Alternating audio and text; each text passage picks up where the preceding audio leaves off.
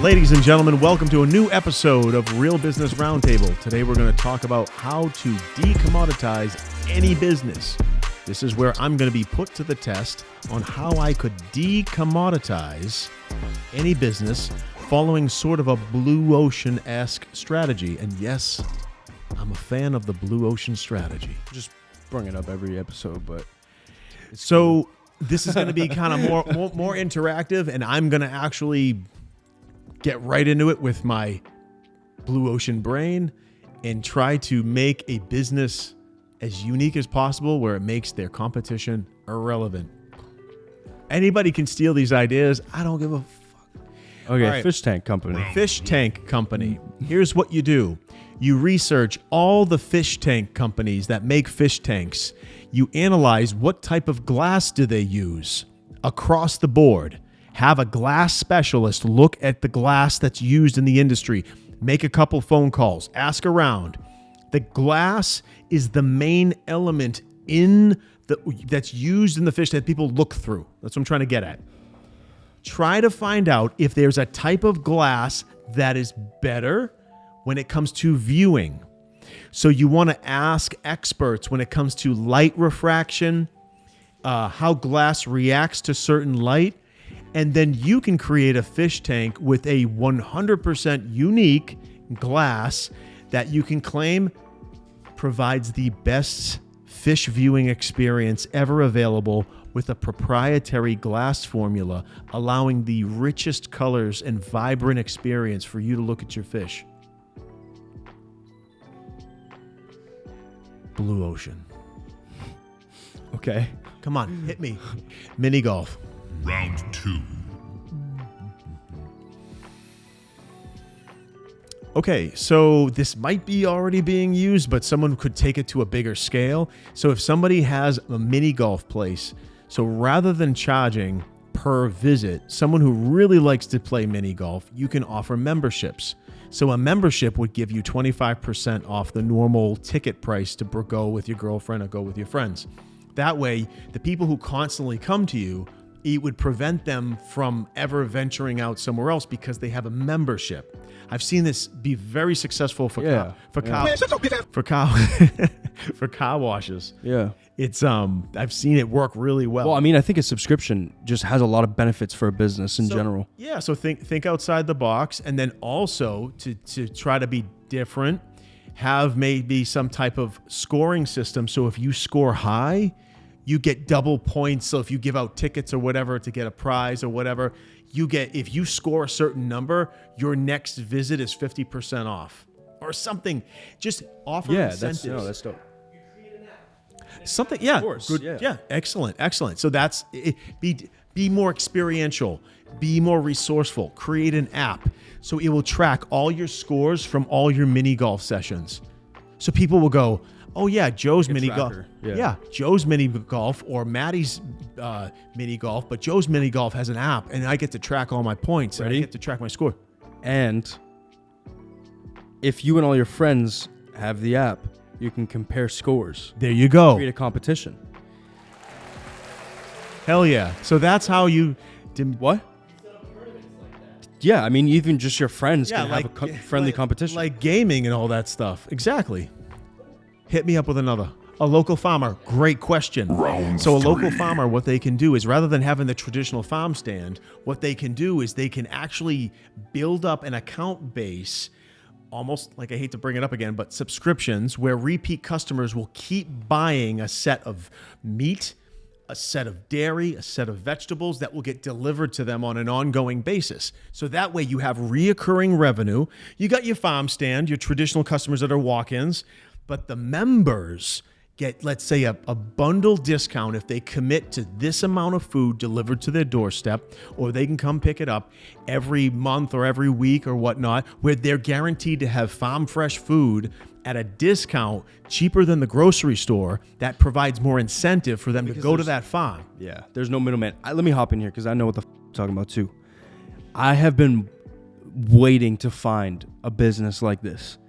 A farm, and I don't know if I want to say this because I'm talking with someone about this, but we're just gonna play it by ear. I want a farm, and on the farm is a big barn. And in that barn is a nice ass restaurant. Farm to table. Go eat at the farm and have a nice restaurant where you. That's smart, yeah. That's Andy. Ladies and gentlemen, that's Andy approved. Andy approved. No, that's awesome business. That's an awesome business idea because I would go there because everything I'm eating is right there. Even if somebody's doing it already, that is how you decommoditize yourself. I can even go deeper if someone has a farm. They could provide guaranteed better quality standards than standard organic. Yeah. Because the organic stamp is just a federal guideline stamp that you have to do the bare minimum of whatever. God, vegans would hate that. Go deeper. Go better. Go beyond the minimum. Call it Organic Plus. Brand it yourself. Boom! Decommoditized to the max. You just created a brand. To all the farmers, follow the organic standards to grow your food or your meat or whatever, right? Go above and beyond of what those minimum standards are to get that organic stamp, and your slogan will be, we go past the bare minimum, or we go past the minimum required, or where more than the minimum matters. Look, I'm just giving it out. When more than the minimum matters, Organic Plus. Yo, how many reviews? So this is my idea is a little bit different. I see that, but dude, I want. That was awesome, dude. I want that guy.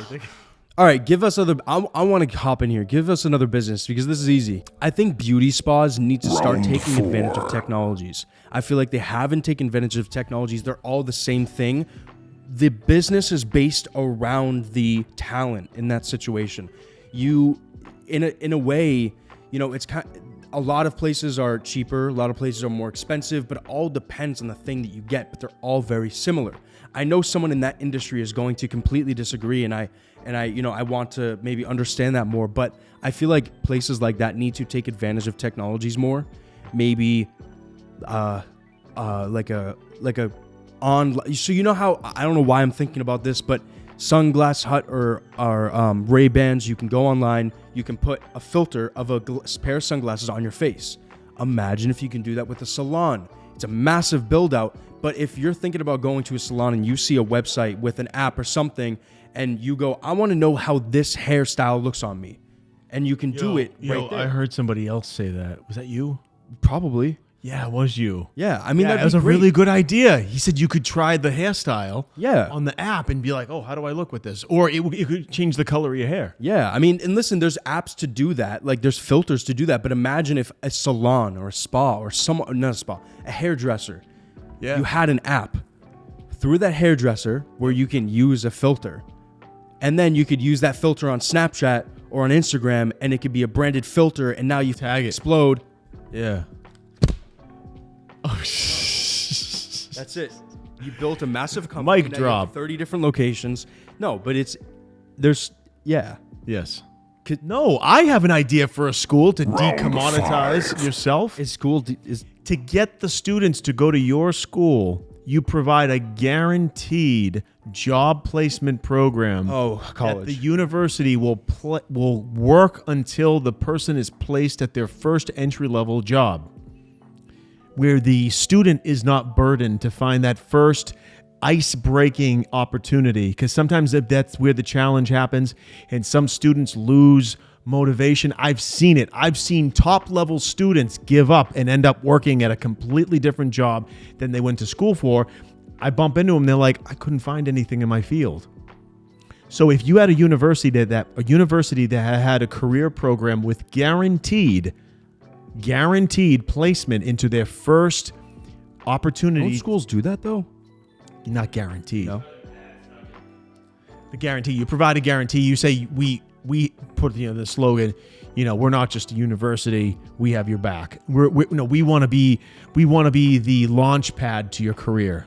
Or something like that, and guarantee that. And that would make parents want their kids to go to that school because they say, hey, They're going to actually give the student that first opportunity to break the ice. I'm thinking of something even better though. Like that is something that schools try to do and have not accomplished, as far as I know. They haven't really accomplished it. What if there was a school, a big school? I'm not talking about there's schools like this that are smaller, like a big school that is focused on experience. This school has multiple different businesses included, almost like an enterprise of businesses, but it's direct experience in some form of. I thought of that before. It was more of a training ground / school for different industries, and then you have relationships with companies to place them there.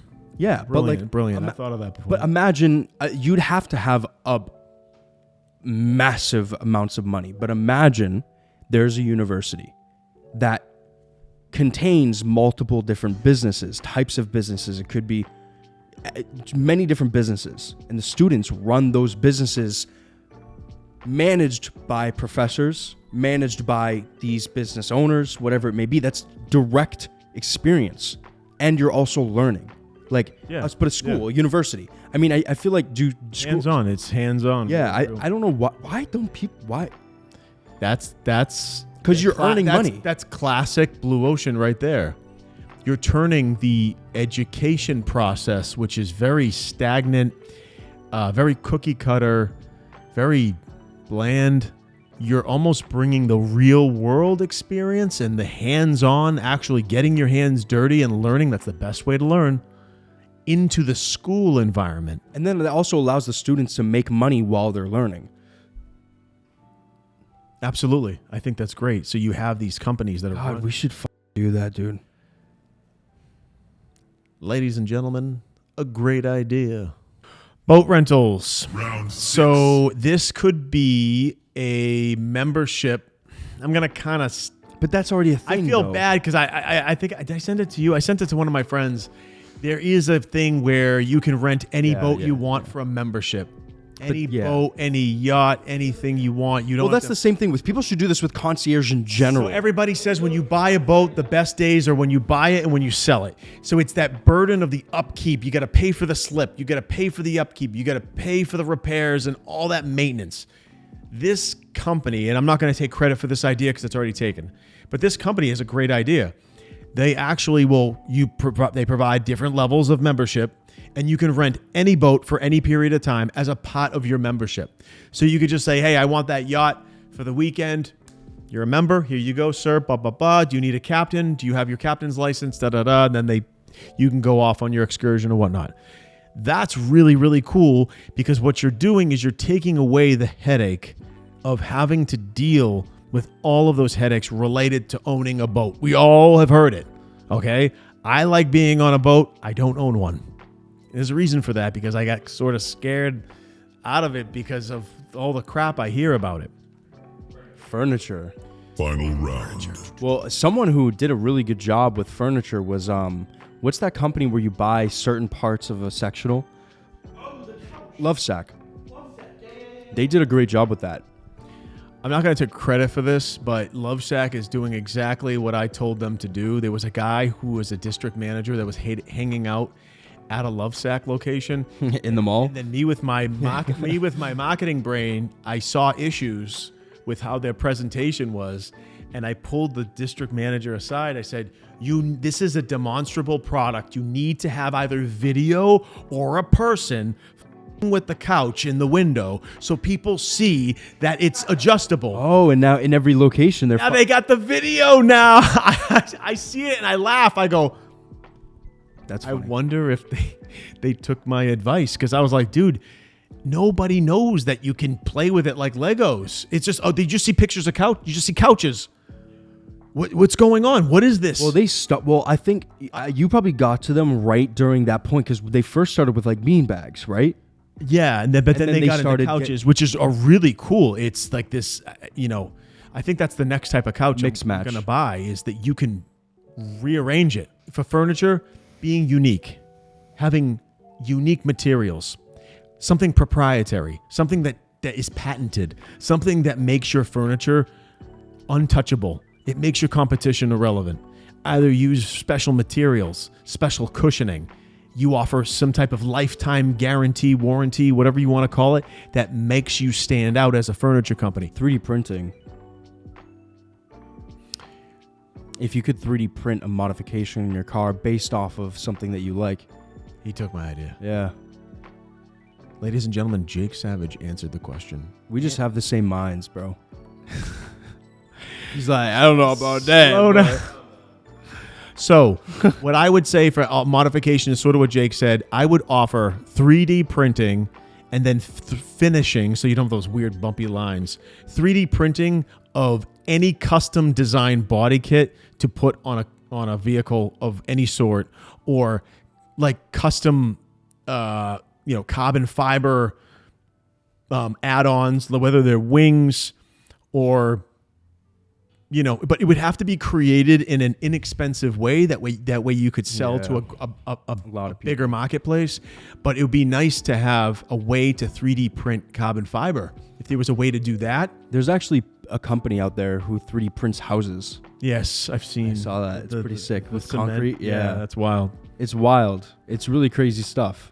Thank you so much for joining us today on Real Business Roundtable. We hope you enjoyed today's episode. Please like, subscribe, turn on post notifications so that you get notified every time we post a new video. Please check us out on Instagram for clips, updates, and more. Peace out. Catch you on the next episode. Yeah.